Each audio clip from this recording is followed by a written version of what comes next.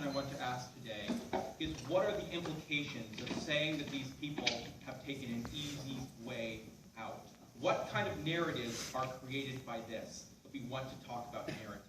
Because what they do is that they say these people were foolish, these people were cowards, these people could not make good decisions for themselves.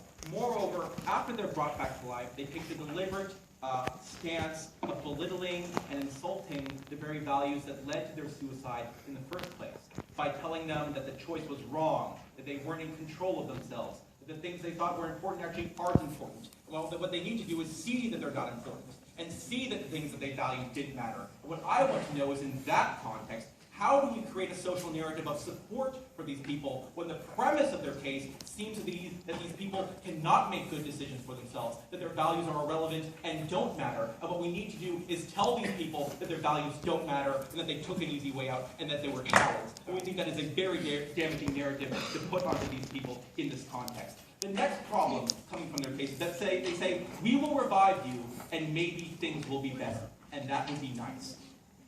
Maybe things would be better for some people. The first problem is that they don't know. They don't know for whom things will be better and for whom things will not be better. And the risk there is that you trap people in a living hell forever. There are many people who, no matter how many times you brought them back, or how many different lives you showed them, would not want to live in their bodies anymore. There are people who have suffered trauma. There are people who have been raped. There are people who have suffered torture. There are people who are severely disabled. And no matter how many different versions of reality you show them, they're not going to get that out of their head. They're not going to forget those experiences. Those things are going to live with them forever, and they know this. And that is why they have decided to commit suicide. So it is possible they show a better world to some people, but they can't know. And what we say is, when you don't know, the state should not make a decision about what is inside your head. The state should not say,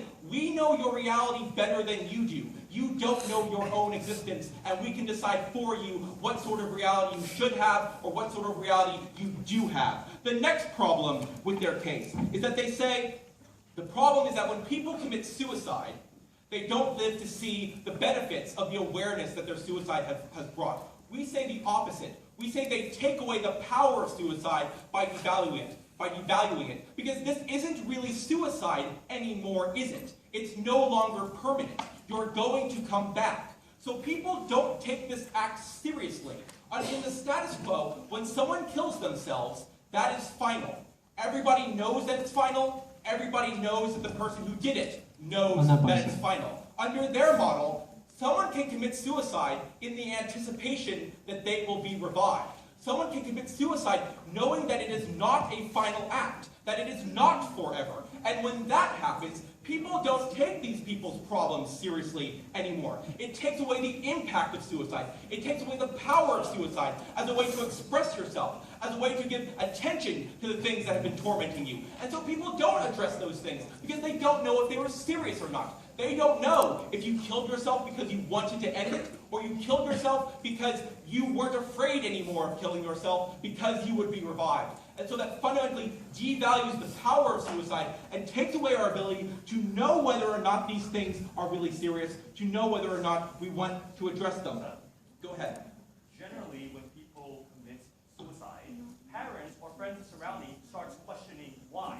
They don't really go, right, but if it's not permanent anymore, if it's not forever, if it's not a permanent act, then you don't question it the same way. If you know that that person killed themselves being aware that they would be revived, then they didn't take a permanent act. They didn't take a final solution for themselves, or at least you're not sure of that fact. And so that devalues the act to you. It devalues how you evaluate that act and how you evaluate its seriousness. And next they say, well, this is irreversible. I'm going to give you a kind of philosophical analysis here, but I hope you understand. All kinds of choices are to some extent irreversible. They destroy future selves that you could have been. When you have a child, you destroy your future self who would have been childless. When you take a certain job, you destroy your future self who would have had a different kind of job. What we say is death is just another kind of future self. Death is just another kind of experience that you elect from a number of different experiences. What we say is, to you, nothingness can be a kind of experience that you would prefer to any other kind of experience. Nothingness could, for you, be preferable to any other kind of future self that you could imagine. I'll take another one. Go ahead. If you really think that nothingness might be the case, then okay, wait. Okay. So, for you, nothingness could be a valid future for yourself. That could be preferable to any other possible future that you could imagine, or any other possible future that you could experience. And merely the possibility that hypothetically the state could provide you with another future, or might be able to convince you that another future would be valuable, ignores the fact that for a lot of people that's not going to be the case. For a lot of people, they're not going to find a better future for themselves. And they're going to feel that their reality is forever, and the pain is never, ever, ever, ever, ever, ever going to stop until the final moments of their lives, and there is no way out. For these people, this is the same as being kept in a cage and tortured, because that's what their reality is to them.